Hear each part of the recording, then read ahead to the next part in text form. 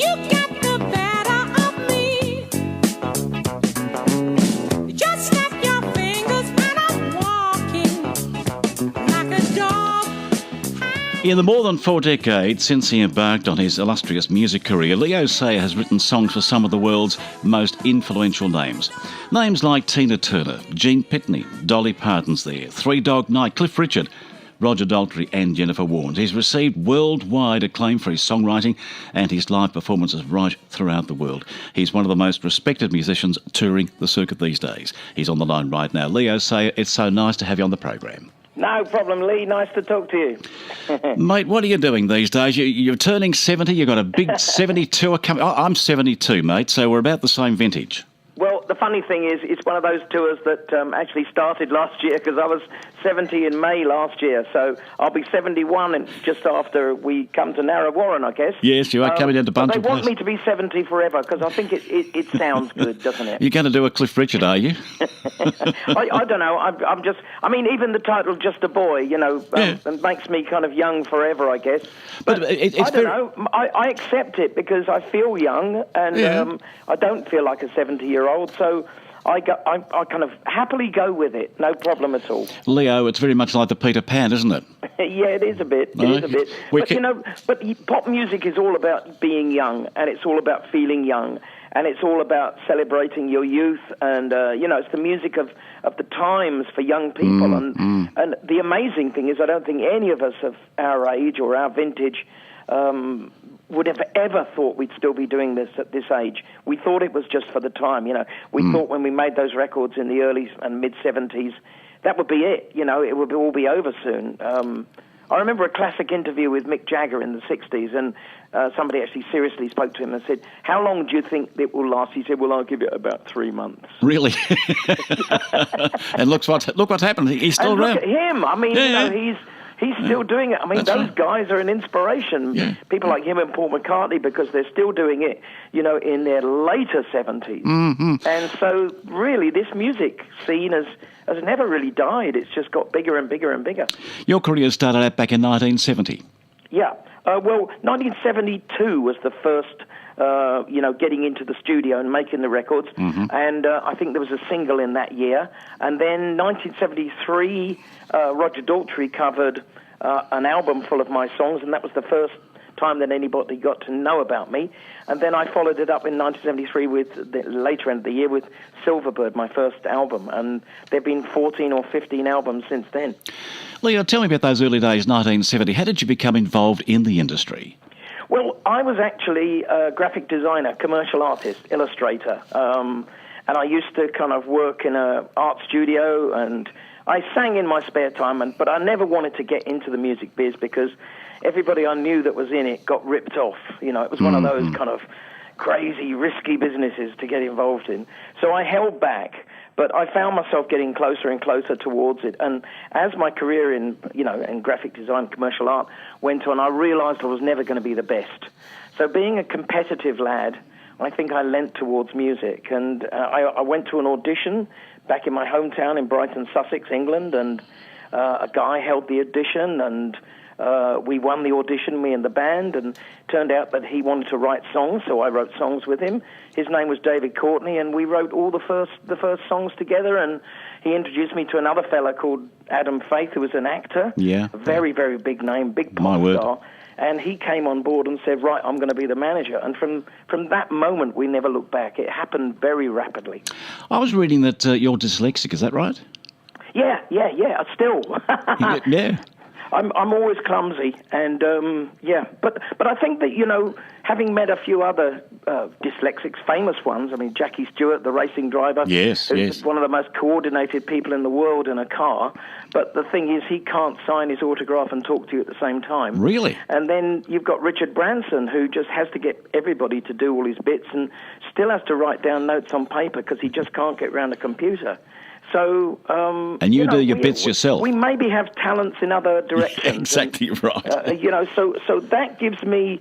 Apparently, I've got an amazing ear, and a pitch and all of that stuff, and very good eye as well. So I'm good creatively. Did you put that dyslexia down to the reason for falling off stage in 1977?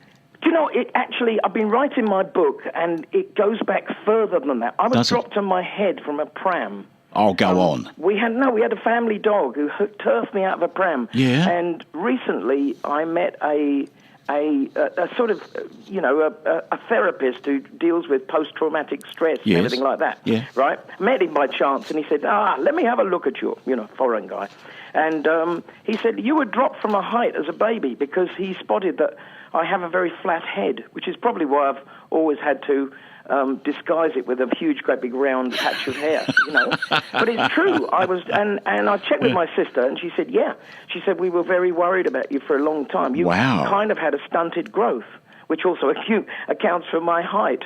So all these things created problems when I was a kid, and believe me, I had massive learning issues when I was Did you a really? kid. Yeah. I really couldn't put anything together. I got minus marks in maths and science. They took marks off me. I was that bad. But Leo, But now yeah. I got tested by Mensa, and I'm right up there. But mate, So see how you suppress things and they come out later. see how it's all changed, though. I mean, to say your disability there became an ability to write and compose music and sing. What a wonderful career you've had out of all of that. And probably because in those times we didn't have the outlet of television was just starting. There was no social media, no mobile phones. No. Social comment was, nobody really knew what they were doing. Information wasn't shared in the same way as it is now. So I probably came up in a time where you could really build yourself as a person. You know what I mean? Yeah, I do. You had to look internally and get out of it some result. You couldn't compare notes with too many other people. So I think we were all very self-made at that time, and probably that has created this generation of great artists who are still working today. I think you're right. The Muppets, you appeared with the Muppets. I remember seeing that particular episode. Was that fun doing And the that? Wiggles. Yes, the Wiggles too. Yeah, that's right. Oh, the Muppets was great. I mean, I'd met Jim Henson in America when I first toured over there in 1974, because I was doing a public broadcasting show, which is, how Sesame Street was run, and he used to do Sesame Street, and that was, Bert and Ernie and Kermit the Frog and all those people on there. So that's where we met the first time, and we became friends. And when the Muppets series was first touted in England, I was one of the first guests invited, so that was really wonderful, to work with them. We did quite a few shows together, actually. It was really good. What influenced you to come to Australia? I don't know. It was the first time I came over on tour. I fell in love with the place, and we were very lucky because we did really good business on that first tour in 1975, summer 1975, and at the end of it, the promoter. Do you remember Ansett Airlines? Rick Yes, I do. Ansett? Yeah, my word. So he came to me and he just said, look, I'm going to fly you to any place that you want. This has been a great success for my company, and it's on me. Don't go home for another week. And I picked out all these places. I picked out Broome, Byron Bay, Cairns, Ayers Rock, as it was called then, Uluru. And I went to all these places, and at the end of that trip, I just turned around to my partner, Janice, and I just said, look, I think I'm going to retire here. This will be the place. Maybe when I'm 50 and this is all finished. Right. Optimistic, And wasn't it's not. I'd make it and live in Australia, because there was something about the space here, the lovely openness of people. They speak their mind, they don't hold back. And I kind of like that. And it was a magic mix for me at that time anyway, between England and America. And I think that that's what it stood for. Now I think that it's a country very much in its own right. We should be very proud of ourselves. And I'm a very proud citizen. Yes, you are. This is really 2009 you became an Australian Yeah, citizen. 2008. And we're so glad you did too. So glad you did. Yeah, no, it's a really, really good. Every time Australia Day comes up, I kind of I pinch myself to think how lucky I am to be here. Leo, from all the songs you've composed and performed and so on, have you got a favourite one? I don't know, really. There's lots out there, and I'm still writing more. There's a new album on the way. I think Giving It All Away, Just a Boy, the very song that Roger Daltrey recorded, and, of course, the title song from that second album, Just a Boy, still means a lot to me. Why is that? To perform.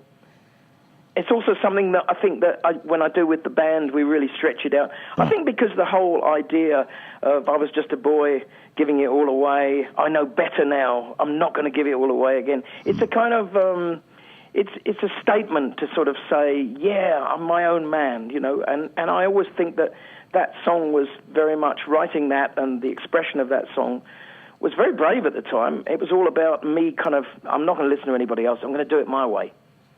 There's a title for a song. And yeah, exactly. So it's my way, if you like. Yeah.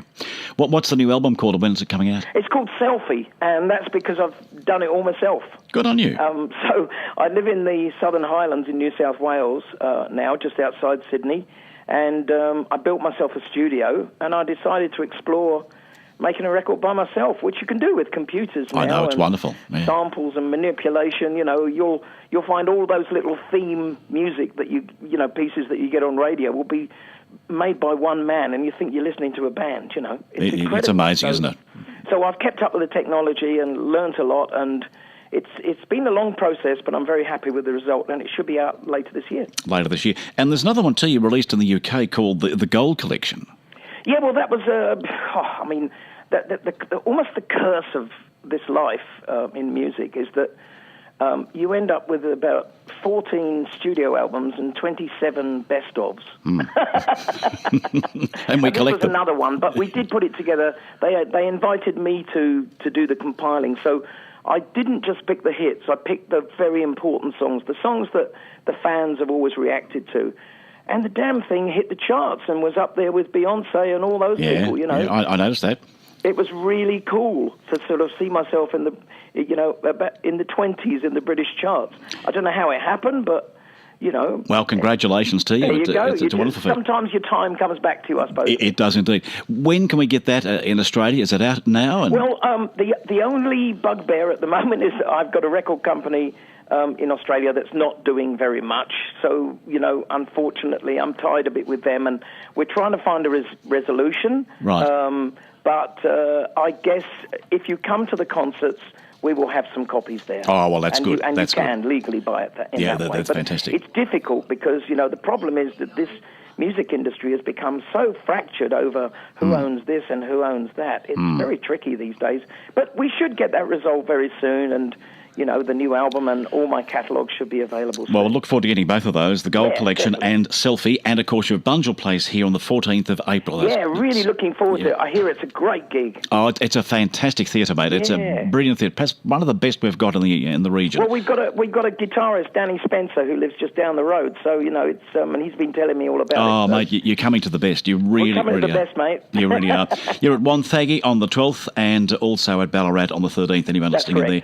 So that's been a great tour. Mate, congratulations to you, Leo. Been a wonderful career. Thank you so much for talking to us. It's been a pleasure, my friend, and you and I will catch up again, I'm sure. No, definitely. Take care, mate. Have a lovely day down there. Happy New Year to everybody. Leo Sayer.